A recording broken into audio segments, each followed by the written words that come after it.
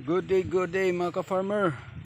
So tapos na akong mag-harvest ng bell pepper at saka yung cucumber. Nandoon na sa tricycle yung cucumber. So ngayon ibibenta natin to sa palengke. Subukan natin magkanong kilo ngayon. Nung nakaraan kasi 120 lang yung kilo. So ngayon ibibenta ko sa 200 ang kilo. Subukan natin mga ka-farmer kung may bibili ba. Ito, sariwang sariwa. Subukan natin. So, let's go mga ka-farmer. Let's go. So, ito yung kawayan. Ganito lang yan mga ka-farmer. Yun.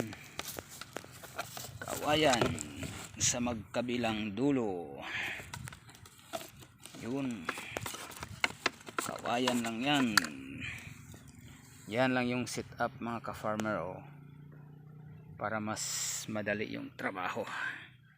Yan lang, yan. Bubuhatin na natin to. Wow, thank you Lord.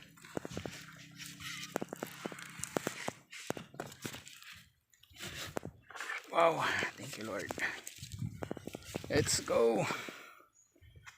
Let's go mga ka-farmer. Okay, babay muna, bay kubo. Okay, ito yung daanan namin mga ka-farmer. Ito yung daanan namin. Ito. Dito. Sa damuhan. Sa damuhan.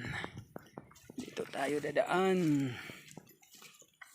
Sa tulay na kawayan, 2 piraso lang. Saka dito na tayo sa palayan. Okay. Oh, umuulan na mga ka-farmer. Bilis-bilisan natin. Ay naku po. Talagang uulan na.